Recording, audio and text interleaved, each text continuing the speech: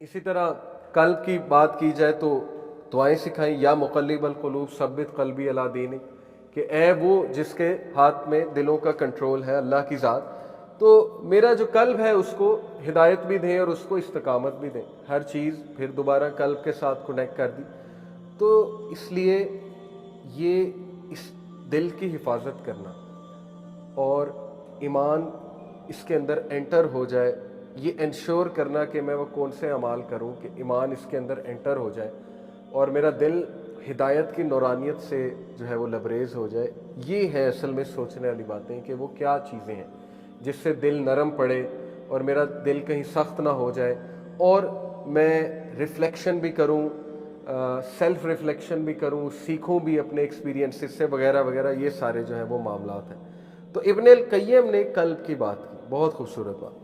انہوں نے کہا یہ جو قلب ہے نا، اس میں کچھ ڈس آرڈرز ہیں that can not be remedied except by responding to Allah, اور یہ ڈس آرڈرز نہیں ٹھیک ہو سکتے جب تک اللہ کو آپ رسپونڈ نہیں کریں۔ رسپونڈ سے کیا مراد ہے کہ جب اللہ بلا رہا ہے تو رسپونڈ کرو، اور اللہ 5 وقت تو بلاتا ہی ہے، ویسے بھی اللہ بلا رہا ہے۔ تہجد کے ٹائم پہ بھی آسمان پہ، پہلے آسمان پہ اللہ آتا ہے کہ کوئی ہے جو رسپونڈ کرے گا مجھے، کوئی ہے کہ جو چاہتا ہے کہ اس کی دعا قبول ہو جائے تو آ جاؤ۔ تو اللہ کو رسپونڈ جب تک نہیں یہ قلب کرے گا، اس کے مسئلے حل، اس کے ڈس آرڈرز، یہ کون سے ڈس آرڈرز ہیں واللہ عالم، لیکن یہ حل نہیں ہونے والے۔ پھر کہا in it is a desolate feeling that can not be removed except by intimacy with him in solitude. اس قلب کے اندر ایک ڈیزولیٹ فیلنگ ہے، فیلنگ آف ایمٹینس ہے، خلا ہے، جو نہیں پوری ہوگی، ریموو نہیں ہوگی except by intimacy with him in سولیٹیوڈ، جب تک انسان اکیلے میں رب کے ساتھ تعلق قائم نہیں کرے تو وہ خالی پن نہیں جائے گا، وہ ڈیزولیٹ فیلنگ نہیں جائے گی اس کی۔ وہ جس مرضی سے رابطہ کرتا پھرے، جب تک وہ اکیلے میں سولیٹیوڈ میں رب سے رابطہ نہیں کرے گا، یہ ڈیزولیٹ فیلنگ رہے گی۔ ان اٹ از سیڈنس، اس میں غم ہے، وچ ول ناٹ لیو، جو کہ ساری عمر نہیں جائے گا، except by happiness of knowing him, الا یہ کہ بندہ رب کو جان کر ہیپینس پا لے۔ تو ہیپینس کا تعلق رب کو جاننے سے، یہ بہت بڑی بات ہے اگر آپ اس پہ غور کریں۔ اور اللہ کو جاننا کہاں سے ہے؟ قرآن مجید سے، نبی صلی اللہ علیہ وسلم کی احادیث سے، اللہ کے ایٹریبیوٹس ہیں آپ کے سامنے۔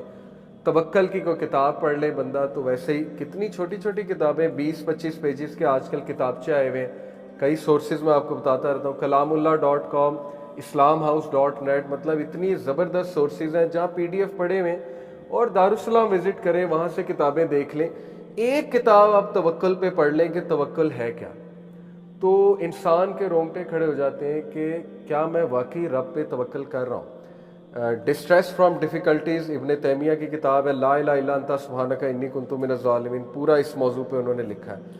یہاں تک اسکالرز کہتے ہیں، اتنی سخت بات کہتے ہیں کہ اگر ایک بندے کا یہ بلیف ہے کہ اس کا مسئلہ فلانا شخص حل کر سکتا ہے تو یہ شرک ہے۔ اس لیول کی باتیں علماء کرام نے کی ہوئی ہیں کہ اس لیول پہ جا کر اس کا توکل ہٹ ہوا ہے۔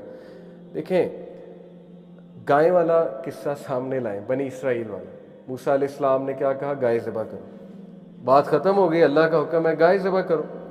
وہ کن چکروں میں لگ گئے؟ اچھا کیسی ہو، کلر کیا ہو، وہ پرفیکشنسٹ بن گئے کہ یار یہ تو اب حکم آیا تو پھر پتہ نہیں ہمیں کیا کرنا پڑے گا، اور وہ کچھ تنگ کرنے کی بھی ان کی نیت تھی۔ تو وہ جیسے جیسے سوال پوچھتے گئے، پرفیکشنسٹ بننے کی کوشش کی، اللہ نے مزید کہا کہ ٹھیک ہے پھر ایسے ہی ڈھونڈ کے لاؤ۔ وہ ٹائم بھی ویسٹ ہوا، اور اینڈ میں حل کس نے کرنا تھا؟ وہ گوشت کا جو ٹکڑا لگانا تھا وہ زندہ تو اللہ نہیں کرنا تھا نا، تو عام گائے سے بھی کر لیتے تو مسئلہ حل کس نے کرنا تھا؟ اللہ نے۔ آپ کون سی گائے ڈھونڈنے نکل گئے؟ تو آپ کو ہدایت چاہیے تو مرکز کون ہے؟ اللہ۔ آپ کو مسئلہ حل کرانا ہے تو مرکز کون ہے؟ اللہ۔ بات سمجھے، مین پوائنٹ سمجھے، مین پوائنٹ یہ ہے کہ مسئلہ حل کرنے والی جو ذات ہے وہ اللہ ہے۔ پوائنٹ اس کہ آپ کس طرح اللہ کو اپروچ کر رہے ہیں اور کس نیت سے آ رہے ہیں، ٹھیک ہے؟ کسی پہ توکل کر لینا، کسی پہ یقین کر لینا کہ یہ میرا مسئلہ حل کر دے گا اور میرے مسئلے کے سلوشن جو ایسوسیٹیڈ ہے وہ اس سے ہے، یہ پھر شرک کی ایک فارم آ جاتی ہے، ٹھیک ہے؟ اور اللہ کو یہ ناپسند ہے کہ ہم کسی اور پہ ریلائی کر کے بیٹھ جائیں اور اللہ تعالیٰ سے مدد طلب نہ کریں۔ تو خیر، وہ یہ کہتے ہیں کہ ان اٹ از سیڈنس، اس میں غم ہے جو تمہیں کبھی نہیں چھوڑے گا سوائے اس کے کہ تم اللہ کو جان کر ہیپینس حاصل کر لو، and truthfulness in his dealings, اور بندہ اخلاص کے ساتھ اللہ کے ساتھ معاملات کرے۔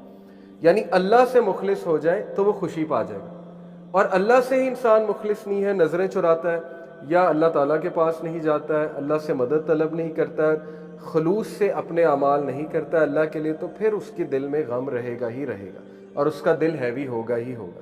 ان اٹ از اینگزائٹی، اس میں تذبذب ہے، اینگزائٹی ہے، دیٹ از ناٹ میڈ ٹرانکویل، جس کو کبھی سکون نہیں ملے گا، وہ اینگزائٹی کبھی ختم نہیں ہوگی، except by gathering for his sake, Allah یہ کہ بندہ اس کے سیک کے لیے اللہ کے واسطے کام کرے، ساری ڈیلنگز چلائے، اینڈ فلینگ ٹو ہم فرام ہز پنشمنٹ، اور بندہ وہ اعمال نہ کرے جو اللہ کے غضب کو دعوت دینے والے، نافرمانی والے اعمال نہ کرے۔ انگزائٹی کی سب سے بڑی وجہ، جتنا میں بھی سمجھتا ہوں اور اپنے بڑوں سے بھی سنا ہے، وہ حقوق العباد میں کوتاہی ہے اور ہماری ڈیلنگز میں کوتاہی ہے۔ بہت سے لوگ کو انگزائٹی ہوتی ہے، وہ ان کو دیکھنا چاہیے کہ کہیں انہوں نے کسی سے زیادتی تو نہیں کی، کہیں وہ اپنے نوکر سے زیادتی تو نہیں کر رہے، کہیں وہ اپنے اگر جوائنٹ فیملی میں ہے وہاں کوئی زیادتی تو نہیں چل رہی ہے، کہیں انہوں نے کسی کے ساتھ برا سلوک تو نہیں کیا ہے۔ یہ انگزائٹی کی بہت بڑی وجہ ہے کہ جب تذبذب کا انسان شکار ہو جاتا ہے، اسے سوچنا چاہیے کہ میں اپنے رویوں کو درست کروں، کہیں مجھے اتنا غصہ تو نہیں آتا کہ میری زبان کی وجہ سے دوسرے تکلیف میں، تو وہ انگزائٹی تو آئے گی، سیدھی سی بات ہے۔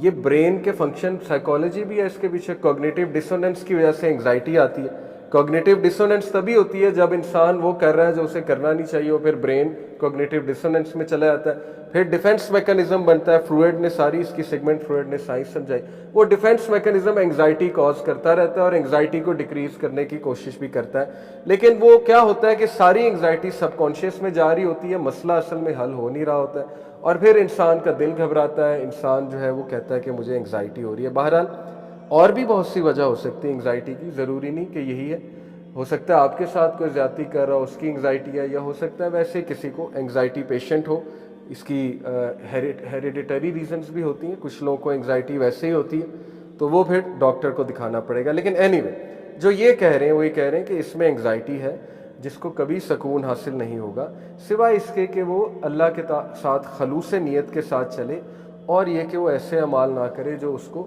ناراض کرنے والے، ورنہ انگزائٹی آئے گی، سٹریس آئے گا، ڈیفینیٹلی آئے گا۔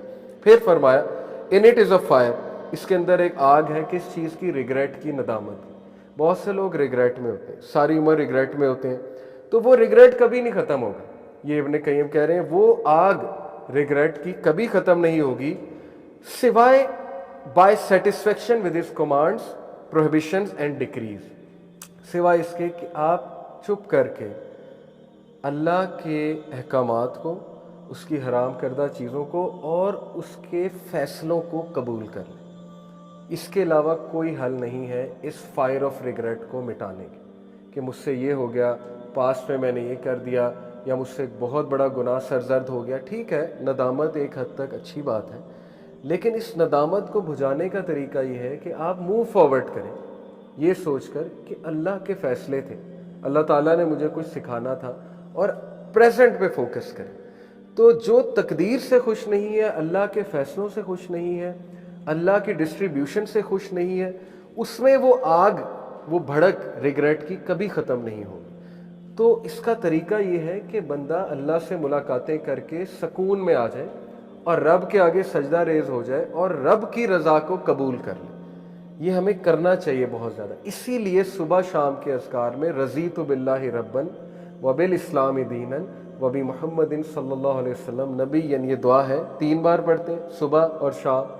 یہ ہماری کیا، ہمارا ذہن بنا رہا ہے کہ میں راضی ہوں اللہ سے ایز مائی رب، اسلام سے ایز مائی ریلیجن، اور محمد صلی اللہ علیہ وسلم سے ایز مائی نبی، تو اللہ تعالیٰ بھی اس سے راضی ہو جاتا ہے۔ تو یہ پریکٹس ڈیلی سکھائی ہے ہمیں رسول اللہ نے کہ پڑھو، کیونکہ پڑھنے سے، زبان سے ادا کرنے سے ری انفورسمنٹ ہوتی ہے، ایسے بیٹھے بیٹھے نہیں ہوتی۔ تو روزانہ اپنے آپ کو یاد کرو، رضیت باللہ ربًا، رضیت باللہ ربًا، میں راضی ہوں اللہ کے فیصلوں۔ اور جو بندہ اس کے زبان پہ یہ چیزیں جاری ہو جائیں گی تو پھر اللہ اس کو کافی ہو جائے گا۔ جو اللہ کے بارے میں ہم سوچیں گے ویسے ہی ہمارے ساتھ معاملات پیش آئیں گے۔ تو یہ فائر آف ریگریٹ نہیں ختم ہوگی، ابن قیم کہتے ہیں، جو قلب میں ہے، سوائے اس کے کہ آپ سیٹسفائی ہو جائیں اللہ کے کمانڈمنٹ سے، اللہ کے فیصلوں سے، اور اللہ کی حرام کردہ چیزوں کو حرام کردہ مان لے، اور embracing patience with that until the time he meets him، صبر کر لیں یہاں تک کہ آپ اللہ سے ملاقات کریں۔ تو صبر کی بہت تلقین کی گئی قرآن مجید میں، 91 بار 91 ٹائمز صبر کے کانسیپٹ کا ذکر ہے، اور بھی بہت بار ہے، لیکن ڈائریکٹ بات کر رہا ہوں۔ تو جنتیوں کی ایک خاص بات یہ کہ وہ صابرین میں سے تھے، پھر انبیاء کی انبیاء کا ایک بہت بڑا ایٹریبیوٹ اللہ نے بتایا، صابرین میں سے تھے۔ تو صبر کیا ہوتا ہے؟ صبر کی ڈیفینیشن یہ رسول اللہ صلی اللہ علیہ وسلم نے فرمایا کہ patience is at the first strike of calamity, صبر ہے ہی یہ کہ حادثے کے شروع میں صبر ہوتا ہے، اس کے بعد تو صبر نہیں ہے۔ اس لیے کوشش یہ کرنی چاہیے، اپنا مزاج ایسا بنانا چاہیے کہ بندہ صبر کرے۔ صبر یہ نہیں ہے کہ ویٹ کرتے رہو اور سفر ہوتے رہو، وہ سفرنگ، صبر اور سفرنگ میں فرق ہے۔ صبر یہ ہے کہ اپنے معاملات کس کو سونپ دو؟ اللہ کو سونپ دو، اور کوشش کرو ان کو حل کرنے کی، اور اللہ پہ توکل کر لو کہ اللہ تعالیٰ کافی ہے، اللہ تعالیٰ حل کر دے گا۔ لیکن بے صبری یہ ہے کہ پینک ہونا، اور ظاہر ہے کہ ناشکری کرنا، تقدیر کو چیلنج کرنا، ایسے الفاظ کہنا، ایسے جملے کہنا جو صبر سے بالکل خالی ہیں۔ جیسے آپ صبر دیکھیں حضرت یعقوب علیہ السلام کا، کہ ہر بات پہ وہ کہہ رہے ہیں کہ واللہ المستعان، کہ میں اللہ تعالیٰ مجھے کافی ہو جائے گا، اللہ کی مدد ہی ساؤٹ کرتے ہیں ہم، فصبر جمیل واللہ المستعان، کہ میں صبر جمیل کروں گا اور اللہ تعالیٰ کافی ہے۔ اور پازیٹیو سینٹینسز کہہ رہے ہیں، یوسف علیہ السلام پہلے ہی ظاہر ہے وہ ان سے دور چلے گئے، تو بنیامین بھی جب گئے، یوسف علیہ السلام کے جو بھائی تھے، تو جب بھائیوں نے آ کے بتایا کہ تو بنیامین بھی ادھر رہ گیا، تو وہ جو پورا معاملہ تھا آپ نے پڑھا ہوگا سورہ یوسف میں، تو والد نے کیا کہا، یعقوب علیہ السلام نے کیا کہا کہ مجھے یقین ہے اللہ دونوں کو لے آئے گا۔ تو وہ تو صبر کے ساتھ پازیٹیو سینٹینسز کہہ رہے ہیں اللہ تعالیٰ کے بارے میں، تو یہ بہت ضروری ہے، اور اسی سے قلب سکون میں آئے گا، اسی سے جو فائر آف ریگریٹ ہے وہ بجھے گی، ادروائز جو ہے وہ فائر آف ریگریٹ بڑھتی جائے گی، کیونکہ قلب پہ ہی شیطان کا اٹیک ہے۔ یاد رکھیں، آپ سورہ فلق کی تفسیر پڑھ لیں، وہ بھی قلب پہ اٹیک کرتا ہے۔ صدور میں کیا ہے؟ صدر میں کیا ہے؟ قلب ہے، قلب پہ اس کا اٹیک ہے، اور وہ اٹیک نیگیٹیوٹی کا باعث ہے۔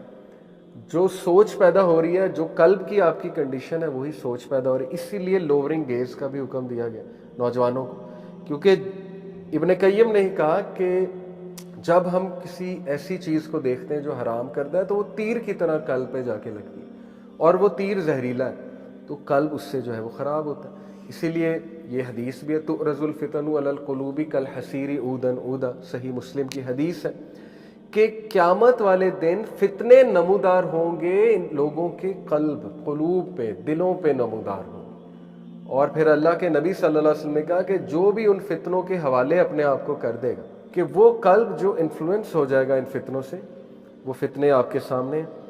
ان فتنوں کی سب سے بڑی سورس ٹی وی ہے اور انٹرنیٹ ہے، کیونکہ ہر طرح کی آئیڈیالوجی آپ کے سامنے آ رہی ہے، انٹرٹینمنٹ آپ کے سامنے آ رہی ہے، اور مختلف آئیڈیالوجیز آپ کے سامنے آ رہی ہیں۔ فتنے ہی ہیں، ٹیسٹ اور ٹرائل ہے۔ جو ان میں پھنس جائے گا تو وہ دل نہ اچھائی کو پہچان سکے گا، نہ برائی کو پہچان سکے گا، سوائے اس کے جو اس کا من کرتا ہے، جو اس کی ڈیزائر کہتی ہے، وہ پھر اس کا حال ہے۔ تو یہاں بھی قلب کی طرف ہی فتنوں کا اشارہ کیا گیا کہ فتنے نمودار ہوں گے اس کے قلب پہ، اٹیک کریں گے اس کے قلب، ٹھیک ہے؟ تو قلب کی حفاظت بہت ضروری ہے۔ تو پھر انہوں نے کہا کہ یہ جو فائر آف ریگریٹ ہے یہ نہیں ختم ہوگی الا یہ کہ بندہ راضی ہو جائے، اللہ تعالیٰ کی جو رضا ہے اس پہ راضی ہو جائے۔ In it is a strong desire, اس میں ایک شدید خواہش ہے، دیٹ ول ناٹ سیز، جو کبھی نہیں ختم ہوگی، نہیں بجھے گی، until he is the only one who is sort and his pleasure is the only one that is sort. یہ بڑھتی جائے گی، یہ خواہش بڑھتی جائے گی، جیسے رسول اللہ صلی اللہ علیہ وسلم نے کہا کہ if the son of Adam had one value of gold, he will want another one. If he gets that one, he will want another one. For nothing can fill the belly of son of Adam except dust. تراب، مٹی کے علاوہ کچھ بھی اس کا پیٹ نہیں بھرنے والا۔ تو یہ بھوک نہیں مٹے گی، یہ خواہش نہیں جائے گی چیز کرنے کی، چیزوں کو چیز کرنے کی۔ لیکن نا زُيِّنَ لِلنَّاسِ حُبُّ الشَّهَوَاتِ مِنَ النِّسَاءِ، کہ ہم نے بے شک ہیومینٹی کے دل میں یا ان کے لیے ایک لائکنس ڈالی ہے دنیاوی کچھ چیزوں کی، ان میں نمبر 1 عورت ہے۔ وہ قرآن کی آیت میں سنا رہا، سورہ نساء کی، سورہ آل عمران کی آیت آپ کو سنا رہا۔ پھر والبنین، اولاد، پھر سونا چاندی گھوڑے سواری کے جو ٹرانسپورٹ کے کام ہیں. تو لیکن جو اللہ کے پاس ہے آیت کے اینڈ میں کہتے ہیں وہ بہتر ہے. یہ ساری ٹھیک ہے، یہ ان میں مزین کیے گئے تمہارے لیے، بیوٹیفائی کر دیا گیا ان کا لو تمہارے دلوں میں، لیکن جو رب کے پاس ہے وہی کمپلیٹ کرے گا تمہیں. جو مرضی جتنی مرضی بندہ جو ہے وہ یہ چیزوں کو چیز کرتا رہے، وہ کمپلیٹنس، سینس آف کمپلیٹنس نہیں آئے گی. تو وہ یہ کہتے ہیں یہ سینس آف کمپلیٹنس تبھی آئے گی جب اس بندے کا مین مقصد اللہ کی رضا اچیو کرنا اور اللہ کو اچیو کرنا، اللہ کے پیچھے بھاگنا. ففروا الی اللہ، قرآن کی آیت ہے، فلی ٹو اللہ. ففروا الی اللہ کا مطلب ہے بھاگو، دوڑ لگاؤ اللہ کی طرف، فلی ٹو اللہ. تو امام شافعی رحمہ اللہ نے کہا نا کہ اگر بھاگ سکتے ہو تو بھاگ کے جاؤ، چل سکتے ہو تو چل کے جاؤ، رینگ سکتے ہو تو رینگ کے جاؤ، لیکن کبھی بھی جانا نہ چھوڑو. تو ہم کیا کرتے ہیں، ہم سمجھتے ہیں صرف بھاگ کے ہی جانا ہے. کوئی مشکل آتی ہے تو ہم گیو اپ کر جاتے ہیں، ہم کہتے ہیں نہیں ہمارا اللہ سے کیا تعلق، اللہ ہماری کہاں سنے گا، ہمارے تو اتنے برے اعمال ہیں. تو امام شافعی تو کہہ رہے ہیں رینگ کر بھی جانا ہو تو جاؤ، جاؤ تو صحیح نا، کیونکہ تمہاری جو تھرسٹ ہے اس کو کوئنچ اللہ تعالیٰ کرے گا، اس کو کوئی انسان نہیں کر سکتا کوئنچ. تو وہ قلب کے معاملات ہیں. تو انہوں نے کہا کہ یہ جو اسٹرانگ ڈیزائر ہے یہ فل تبھی ہوگی جب اللہ کو پالو، اس کے علاوہ یہ فل نہیں ہونے والی. جو مرضی کرتے پھر انسان کبھی پلیز نہیں ہوگا. اسی لیے تمام معاملات اللہ کے نبی صلی اللہ علیہ وسلم نے ہم پہ ایک بہت بڑا احسان کیا کہ ہمیں اللہ کا تعارف کرا دیا اور تمام معاملات اللہ سے جوڑ دی. جب میاں بیوی یہ سوچ کر ایک دوسرے کے لیے احسان کریں گے اور اچھا کریں گے کہ میں اللہ کو راضی کرنے کے لیے کر رہا ہوں، تو نہ انہیں دکھ ہوگا نمبر 1، کیونکہ اگر آپ کو وہ سیم ٹریٹمنٹ نہیں مل رہی تو آپ کس کے لیے کر رہے ہو، اللہ کے لیے. تو وہ آپ کو عزت بھی دے گا، وہ آپ کا درجہ بھی بلند کرے گا، اور قیامت والے دن آپ تو بری ہو نا کہ میں نے تو اپنے فرائض پورے کیے. لیکن اگر وہ دونوں ایک دوسرے کو پلیز کرنے کے لیے چیزیں ساری کر رہے ہیں تو پھر ظاہر ہے کہ یہ ایک ویکر کانسیپٹ ہے. اللہ کو راضی کرنے کے لیے ہر چیز کرنا کہ مجھے اس کے ساتھ اچھا سلوک اس لیے کرنا ہے، یا اس کے ساتھ اچھا اس لیے چلنا ہے کیونکہ میرے رب کا حکم ہے، یا مجھے اپنے ان لاز کے ساتھ احسان دکھانا ہے اگر وہ کچھ کمی کوتاہی کر رہے ہیں اس لیے کیونکہ اللہ کے نبی صلی اللہ علیہ وسلم کا حکم ہے یا اللہ کا حکم ہے. تو پھر وہ آپ کی سوچ ہے، وہ بندے کو اسٹرینتھ دیتا ہے وہ کانسیپٹ. ٹھیک ہے، تو یہ بات ہے اصل میں کہ ہر چیز اللہ کی خوشنودی سے جڑی ہوئی ہے. آگے فرمایا ان اٹ از اے وائڈ، اس کے اندر ایک خلا ہے، that can not be filled, اور وہ خالی جگہ کبھی نہیں فل ہوگی ایکسیپٹ بائی ہز لو، سوائے اس کی محبت سے، ٹرننگ ٹو ہم، اس کی طرف رجوع کرنے سے، آلویز ریممبرنگ ہم، اس کا ذکر کرنے سے، اینڈ بینگ سنسیئر ٹو ہم، اور اس کے ساتھ مخلص ہونے سے. Were a person to be given the entire world and everything in it, چاہے انسان کو پوری دنیا دے دی جائے اور جو کچھ اس دنیا میں سب دے دیا جائے، that would never fill that void, وہ خالی جگہ وہ چیز پوری نہیں کر سکتی. تو یہ قابل غور پورا ان کا کوٹ ہے کہ قلب میں وہ چیزیں ہیں جن کا سب کا حل اللہ کے ساتھ جڑنا ہے، اور وہ نہیں انسان پا سکتا جب تک وہ رب کے ساتھ نہیں جڑ رہا، کوشش ہی نہیں کر رہا رب کے ساتھ جڑنے کی. اس کا سلوشن یہی ہے اور اس کا مسئلہ حل نہیں ہوگا. لوگوں پہ ڈیپینڈنس ویک بناتی ہے اور رب پہ ڈیپینڈنس اسٹرانگ بناتا ہے. اسی لیے سورہ عنکبوت میں بھی اللہ سبحانہ و تعالیٰ نے مثال دی کہ وہ لوگ جو اللہ کو چھوڑ کر دوسروں میں سہارا تلاش کرتے ہیں تو وہ مکڑی کے جالے کی مثال، وہ ویک ہے، ٹوٹ جائے گا. تو سہارا اللہ کا پکڑو. باقی یہ کہ لوگوں سے مشورہ کرنے میں کوئی حرج نہیں ہے، کسی مینٹور کے پاس جانے میں کوئی حرج نہیں ہے، ایک استاد کے پاس بیٹھنے میں کوئی حرج نہیں ہے. لیکن ایک کرائٹیریا یاد رکھیں کہ اگر ایک مینٹور اور استاد آپ کو اپنے سے کنیکٹ کر رہا ہے اور بار بار اپنی طرف لا رہا ہے تو وہ 2 نمبر ہے.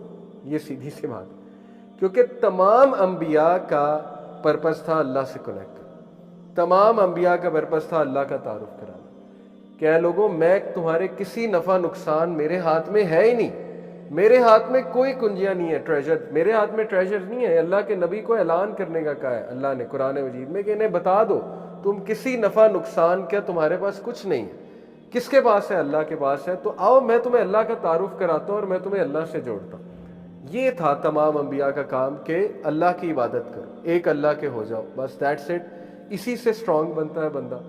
تو یہی انشاءاللہ آج کی کلاس کا بھی میں چاہ رہا تھا کہ تھوڑا ریویژن بھی ہو جائے ہمارے کانسیپٹس کی، کہ سلوشن یہی ہے اور اللہ کے دروازے ہمیشہ کھلے ہیں.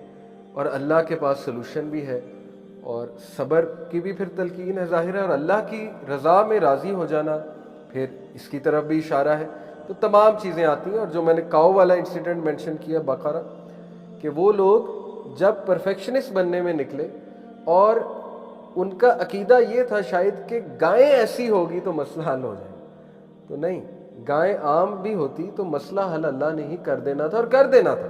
آپ کون سی گائیں ڈھونڈنے نکل گئے؟ تو ٹھیک ہے، آپ ڈھونڈنی ہے تو جاؤ ڈھونڈو، یہی بات ہے۔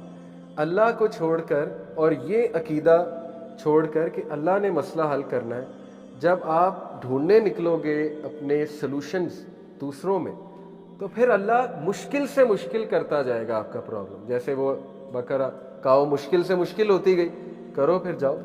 لوگوں پہ ریلائی کرنا ہے تو پھر مشکل سے مشکل وہ گنجل پڑتے جائیں گے، تو سلوشن اس کا پھر آپ کو نہیں ملے گا۔ لیکن اگر اس نیت سے گئے کہ نہیں اگلا اللہ والا ہے، کوئی اچھی ایڈوائس کر دے گا، یہ الگ بات ہے، لیکن اللہ کو چھوڑ کر توکل اس پہ کرنا، میں اس کی بات کر رہا ہوں، ٹھیک ہے؟ یہ بات معیوب ہے، اللہ کو پسند نہیں ہے، اللہ غیرت والا ہے۔ حدیث میں آتا ہے اللہ میں بہت غیرت ہے، اسی لیے اللہ کو اپنے شریک نہیں پسند، کہ اللہ جیسا کون ہو سکتا ہے۔ تو بندہ جب کسی اور پہ ریلائی کرتا ہے تو ظاہر ہے یہ اللہ کی غیرت کو دعوت دینے کے مترادف ہے۔ اللہ تعالیٰ کو غیرت آتی ہے کہ میں پرفیکٹ ہوں، یہ میرے پاس کیوں نہیں آ رہا ہے، یہ مجھ سے سلوشن کیوں نہیں لے رہا ہے۔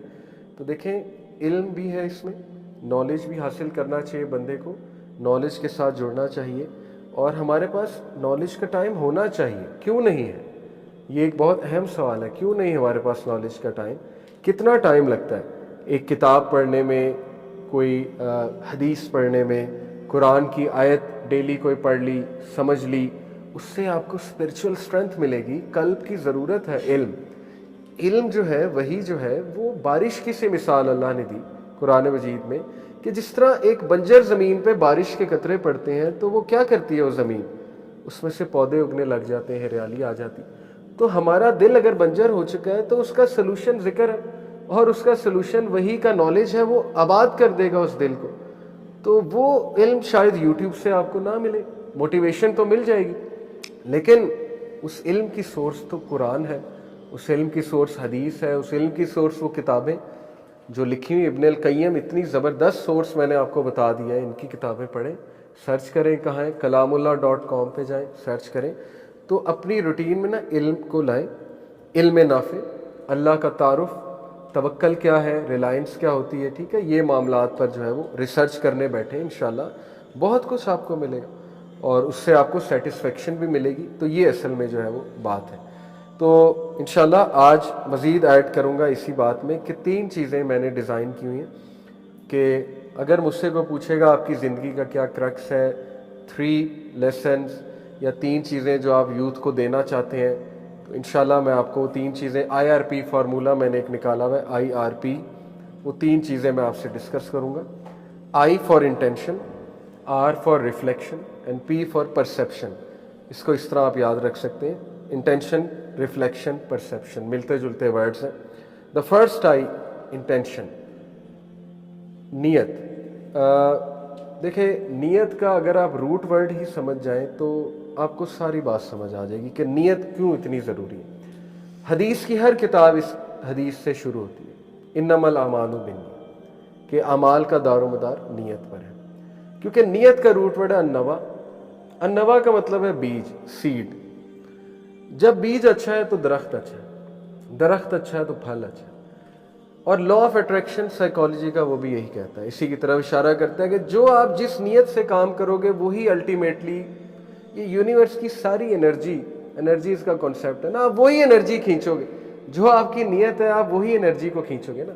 اگر آپ نیگیٹو سوچ رہے ہو تو، اگر نیگیٹو نیت سے ایک چیز کرنا چاہ رہے ہو، اصل میں نیتاً نہیں کرنا چاہ رہے ہو، اخلاص نہیں ہے اس چیز میں، تو اس کا رزلٹ پھر ویسے ہی آپ کو ملے گا۔ لیکن اگر اخلاص سے کر رہے ہو، نیت اچھی ہے، تو ہیومینٹی اس کا رزلٹ دے نہ دے، رب تو دے دے گا، کیونکہ اللہ کے ہاں جو ہے وہ نیتوں کا پہ ہی دار و مدار ہے ساری چیز جو ہے۔ تو اس حوالے سے بہت سی حدیث میں آپ کے سامنے رکھتا ہوں کہ کتنی امپورٹنس دی گئی ہے نیت اچھی رکھنے کی۔ اوکے، سو پہلی حدیث ابو ہریرہ رضی اللہ عنہ نے کہا کہ رسول اللہ صلی اللہ علیہ وسلم نے فرمایا، Verily the people will only be raised for judgment based on their intentions۔ لوگوں کو ریز ہی ان کے نیت پر کیا جائے گا۔ جس کی جو نیت تھی وہی اسے ملے گا، جس نیت سے وہ اعمال کرتا رہا ہے وہی نیت جو ہے اسی کے مطابق اس کو جزا بھی ملے گی۔ تو آج کے دور میں نیت خالص رکھنا بہت مشکل ہو گیا، کیونکہ سوشل میڈیا کا دور ہے، کلک بیٹس کا دور ہے، اور پھر ظاہر ہے فالوونگ کا دور ہے، یہ ساری چیزیں چل رہی ہیں۔ تو آج کل لوگ چیریٹی بھی کرتے ہیں تو دکھا کر کرتے ہیں، تصویریں کھینچ کر کرتے ہیں، چلو ایک ہے انکریج کرنے کے لیے تصاویر کھینچی جا رہی، وہ ایک الگ بات ہے۔ لیکن اگر اس لیے کھینچی جا رہی ہیں کہ لوگوں کو پتہ لگے میں بہت چیریٹی کرتا ہوں یا میں پبلک سروس میں انوالوڈ ہوں، تو وہ پھر اللہ کے لیے نہ ہو۔ نیت خالص اللہ کے لیے ہونی چاہیے کہ میں نے اللہ کے لیے مدد کی ہے۔ صحابہ کے ایسے ایسے اعمال تھے جو ابھی تک ہمیں نہیں پتہ۔ ابو بکر صدیق کے بارے میں صحابہ اور اسکالرز کہتے ہیں کہ ان کے شاید ایسے ایسے اعمال ہیں جو قیامت والے دن ہی ہمیں پتہ لگیں گے، اتنے ہڈن اعمال۔ یعنی صدقہ کرو تو سیدھے ہاتھ سے دو اور لیفٹ ہینڈ کو پتہ بھی نہ لگے، حدیث میں ایسے بھی آتا ہے۔